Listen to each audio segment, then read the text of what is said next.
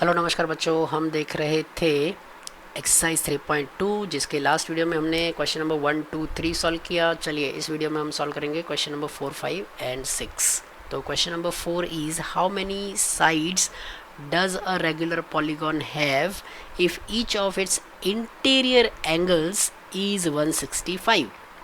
यहाँ पे आपको खास ध्यान देना है ऐसे क्वेश्चन सॉल्व करते वक्त कि हमें इंटीरियर एंगल्स दिया है या एक्सटीरियर एंगल दिया है। अगर गलती से आपने एक्सटीरियर एंगल कंसिडर कर लिया या एक्सटीरियर दिया हो और इंटीरियर एंगल कंसिडर कर दिया तो आंसर रॉन्ग आएगा। यहाँ पे इंटीरियर एंगल 165 दिया है तो हमें पूछा गया है कि कितने साइड्स होंगे, और ऊपर वाले क्वेश्चन में हमें दिया था एक्सटीरियर एंगल अगर 24 है तो इंटीरियर एंगल कितना होगा। तो जैसे हमने क्वेश्चन नंबर 3 सॉल्व किया था बिल्कुल वैसे ही, लेकिन एक स्टेप हमें इंटीरियर एंगल्स दिया हुआ है, यहाँ पे एक्सटीरियर एंगल दिया हुआ है, तो इंटीरियर से पहले हमें एक्सटीरियर फाइंड करना पड़ेगा। इंटीरियर जो दिया है उसी से हमें एक्सटीरियर मिल जाएगा, और फिर एक्सटीरियर मिल जाने के बाद जैसे हमने क्वेश्चन नंबर 3 सॉल्व किया था वैसे ही सॉल्व करना है। तो चलिए मैं आपको सॉल्व करके बताता हूँ। यहाँ पर आपको दिया गया है कि अभी हमें साइड्स फाइंड करनी है, अभी हमें पता नहीं है, तो पहले हम सिर्फ ऐसे ही एक रफ में ड्रॉ कर लेता हूँ। और हमें कहा गया कि इंटीरियर 165 है, इंटरनल 165 है, तो ये एक्सटर्नल कितना होगा। तो आप जानते ही हो कि मैंने आपको बताया था कि ये जो है लीनियर पेयर होता है। एक लाइन पे बने हुए दो एंगल्स, किसी लाइन सेगमेंट से बने हुए दो एंगल्स लीनियर पेयर होते हैं, मतलब कि दोनों को मिला के 180 डिग्री होता है। तो उसमें से एक अगर 165 है तो दूसरा कितना होगा, तो 180 में से 165 को माइनस कर दो तो आंसर आता है 15 आंसर आता है। ओके, तो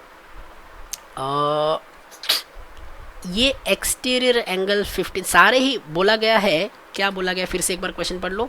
how many side does a regular polygon, regular polygon है इसका मतलब कि एक इंटीरियर 165 का है, सारे ही इंटीरियर 165 के होंगे, सारे ही इंटीरियर एंगल्स।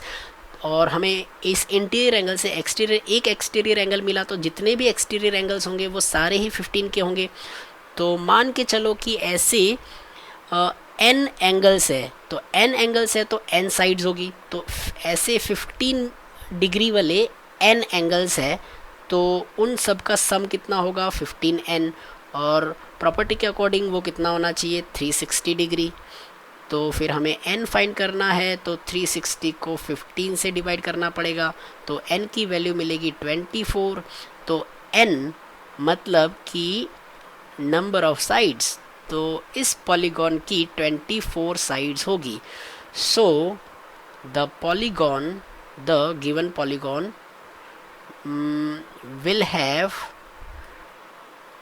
24, या फिर आप लिख सकते हो द पॉलीगॉन हैज़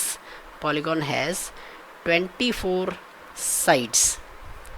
ओके, तो ये था हमारा क्वेश्चन नंबर 4। अगर आप ये आंसर या फिर ये जो भी है सॉल्यूशन नोट डाउन करना चाहो तो आप रफ में या अपनी नोटबुक में, फेयर नोटबुक में नोट डाउन कर सकते हो। चलिए अब सॉल्व करते हैं question number 5। Is it possible to have a regular polygon with measure of each exterior angle as 22 degree? चलिए ट्राई करके देखते हैं क्या ऐसा पॉलीगॉन बनाना। इसका क्वेश्चन का मतलब ये है, क्या बोला है कि is it possible to have a regular polygon with measure of each exterior angle as 22 degree. क्या ऐसा कोई पॉलीगॉन बनाना पॉसिबल है कि जिसका, ऐसा कोई रेगुलर पॉलीगॉन बनाना पॉसिबल है जिसका एक्सटीरियर एंगल 22 डिग्री का हो। तो मान लो कि एक एक्सटीरियर एंगल 22 का है और ऐसा पॉलीगॉन बनाना पॉसिबल है, एन साइड वाला पॉलीगॉन बनाना पॉसिबल है, मतलब कि सारे ही एक्सटीरियर एंगल 22 के होंगे। और कितने होंगे, ऐसे एन एक्सटीरियर एंगल्स है, तो उन सभी एक्सटीरियर एंगल्स का सम कितना होगा 22n, और जो कि प्रॉपर्टी के अकॉर्डिंग कितना होता है 360 डिग्री। अब अगर ये n की वैल्यू इस इक्वेशन को सॉल्व करने पर, इस वाले इक्वेशन को सॉल्व करने पर अगर n की वैल्यू आती है, n क्या होता है, n यहाँ पर क्या है, नंबर ऑफ साइड्स।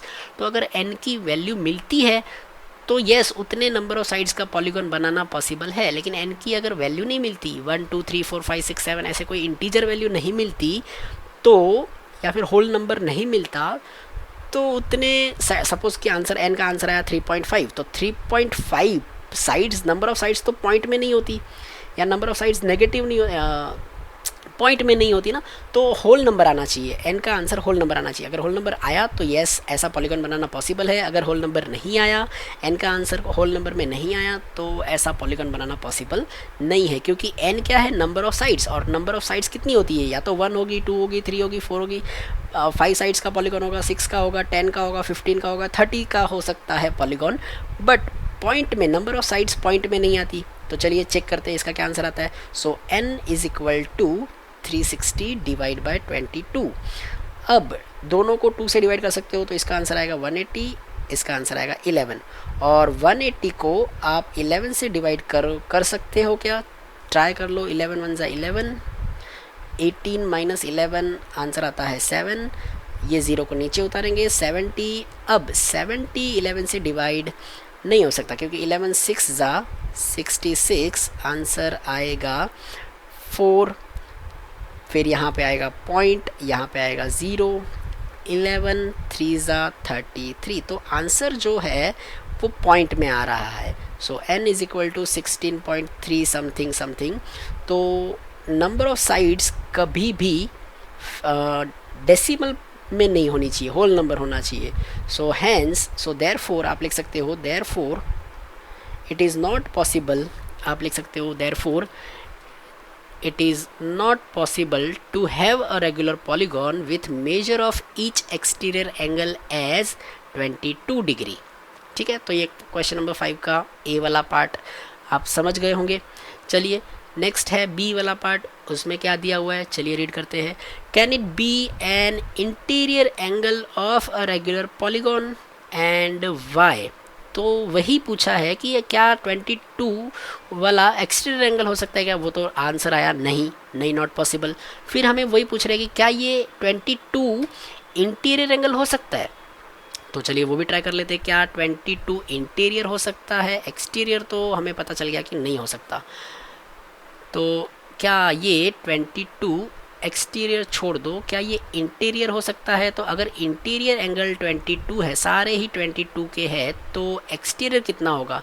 सो 180 में से 22 को माइनस कर दो, इंटीरियर 22 है तो ये कितना होगा 180 माइनस 22, तो यहाँ पे आएगा 7, यहाँ पे आएगा 10, यहाँ पे आएगा 8, 7 माइनस 2 5, 158। तो एक्सटीरियर एंगल्स होंगे सारे के सारे 158 डिग्री के। ओके और ऐसे मान लो कि n एक्सटीरियर एंगल्स है, तो 158 इंटू एन मतलब कि उन सब का सम होता है 158n, जो कि अकॉर्डिंग टू द प्रॉपर्टी होना चाहिए 360 डिग्री, होता है 360 डिग्री होता है। अब अगर n की वैल्यू वापस अगर होल नंबर आई तो येस पॉसिबल होगा, 22 इंटीरियर एंगल हो सकता है, और अगर n की वैल्यू होल नंबर नहीं आई तो इंटीरियर एंगल 22 लेना पॉसिबल नहीं है, 22 लेकर ऐसा कोई भी पॉलीगॉन ड्रॉ करना पॉसिबल नहीं हो पाएगा। चलिए सॉल्व करते हैं। So n is equal to 360 divide by 158। 158 अगर आप 2 से डिवाइड करो तो आंसर आएगा 79 और इसका आंसर आएगा 180। अब 180 को 79 से डिवाइड करना है, हम लोग कैलसी से ही करके देख लेते हैं, मैं आपको दिखा देता हूँ कैलकुलेटर पर ही। सो क्या था पहला हमारा 360 को डिवाइड करना है 158 से, तो आंसर होल नंबर नहीं आ रहा, आंसर आ रहा है 2.27। तो n is equal to 2.27 exact answer आ रहा है, 2.27 एंड समथिंग। तो ये जो नंबर है वो होल नंबर नहीं है, so it is not possible to have a regular polygon with interior angle as 22 degree. Why, तो क्योंकि आंसर जो है वो हमारा n जो है, नंबर ऑफ साइड्स जो है वो डेसिमल में नहीं होती, पॉइंट में नहीं होती, होल नंबर होता है, तो ये इसका रीज़न है। ये था क्वेश्चन नंबर 5। अब बात करते हैं क्वेश्चन नंबर 6 की, जो कि इस एक्सरसाइज का लास्ट क्वेश्चन है। क्वेश्चन नंबर 6 का ए वाला जो पार्ट है वो है what is the minimum interior angle possible for a regular polygon and why. Okay, and उसका बी पार्ट है what is the maximum exterior angle possible for a regular polygon. Minimum interior angle और maximum exterior angle, चलिए इसको हम लोग एक diagram से समझते हैं। यहाँ पर अगर सबसे छोटा पॉलीगॉन कौन सा होता है, रेगुलर पॉलीगॉन कौन सा होता है, रेगुलर पॉलीगॉन की ही बात हो रही है ना यहाँ पर। So what is the minimum interior angle possible for a regular polygon और what is the maximum exterior angle possible for a regular polygon. तो रेगुलर पॉलीगॉन, सबसे छोटा रेगुलर पॉलीगॉन कौन सा होता है, सबसे कम साइड वाला, तो वो होता है इक्विलेटरल ट्राइंगल। और हमें पता है कि इक्विलेटरल ट्राइंगल में सबसे पहले हमें क्या पूछा है, interior angles. Okay, equilateral triangle में इसमें साइड्स कितनी है, 3 साइड्स है। इक्विलेटरल ट्राइंगल में 3 साइड, सबसे छोटा रेगुलर पॉलीगॉन, सबसे कम साइड वाला पॉलीगॉन, जिसमें इंटीरियर एंगल्स कितने होते हैं, 60 डिग्री के।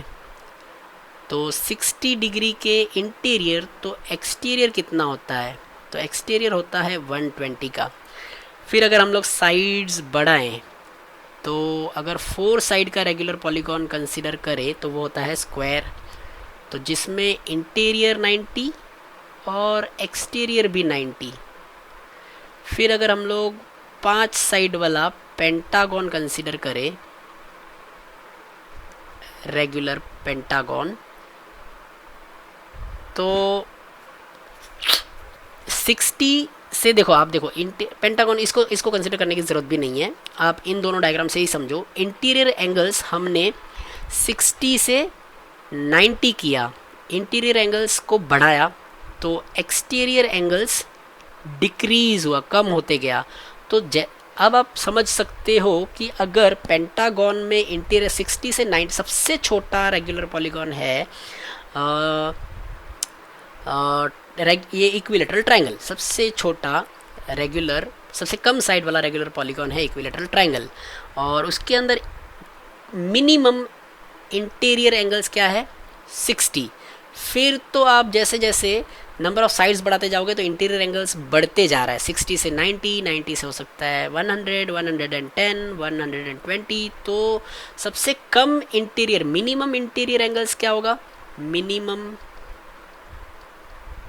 इंटीरियर एंगल पॉसिबल जो भी है, इंटीरियर एंगल वो है वो है 60 डिग्री, और वो किस में होता है, इक्विलेटरल ट्रायंगल में।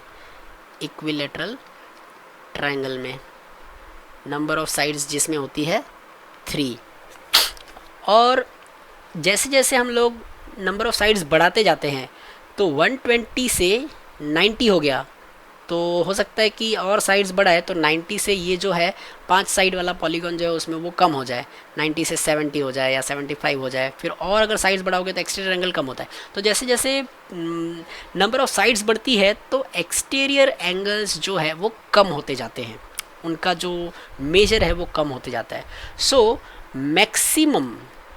मैक्सिमम एक्सटीरियर एंगल्स जो है वो इसी में है, एक्सटीरियर एंगल मैक्सिमम भी इक्विलेटरल में है और इंटीरियर एंगल मिनिमम इक्विलेटरल में है। तो मैक्सिमम 120 का हो सकता है रेगुलर पॉलीगॉन में,